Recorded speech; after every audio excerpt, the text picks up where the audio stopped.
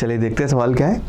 Question कहता है कि electric field 2x i cap newton per coulomb exist in a space cube of side 2 metre is place in the space as per the figure given below. और आपका integer type सवाल है।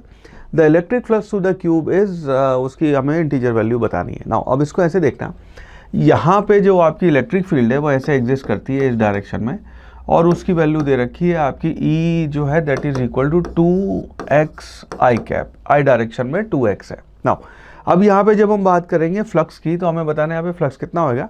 तो flux जो है उसको हम लिखेंगे this will be equal to E dot d a. अब इस केस में आपकी इस सरफेस से और इस सरफेस से तो जाने वाला फ्लक्स आपका ज़ीरो होगा। सिमिलरली ये जो साइड की आपकी इधर और पीछे, आगे और पीछे वाली वो है साइड, इनका भी फ्लक्स आपका ज़ीरो होगा आगे और पीछे वाली सरफेस का। ओनली फ्लक्स होगा आपका इस सरफेस से और इस सरफेस से, और उन दोनों का नेट फ्लक्स जो आएगा दोनों का डिफरेंस होगा। सो यहाँ पे आप लिख दोगे flux will be equal to E।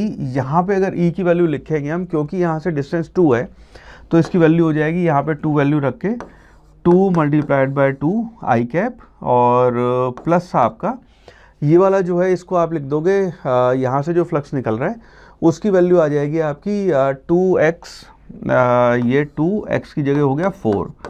और अब यहाँ पे एक चीज़ नोटिस करना, ये दोनों तो आई कैप में है, और जब हम इसको ये तो आई कैप में है, जब इसको हम एरिया लिखेंगे तो इस वाली सरफेस का एरिया इस तरफ आएगा और उस वाली सरफेस का एरिया उस तरफ आएगा ना। उस वजह से हम ये कहते हैं कि कोई भी आपकी सरफेस जो है क्लोज सरफेस, जो area is always perpendicular to the surface in radially outward direction. तो एरिया अगर लिखेंगे आप तो इस वाले के लिए एरिया का वेक्टर इधर आएगा, इस वाले के लिए एरिया का वेक्टर इधर आएगा ना। उस वजह से ये वाली टर्म आपकी नेगेटिव हो जाएगी, ये वाली टर्म आपकी पॉजिटिव रहेगी। ठीक है।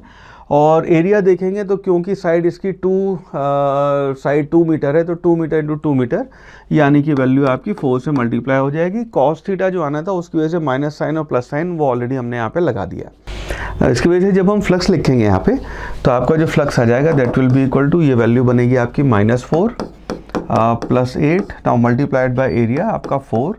सो फ्लक्स जो है that will be equal to, ये हो जाएगा आपका 4 multiplied by 4, so that will be equal to 16। तो इसका इंटीजर टाइप आंसर हो जाएगा आपका 16 न्यूटन मीटर स्क्वायर पर coulomb, and that would be the right answer.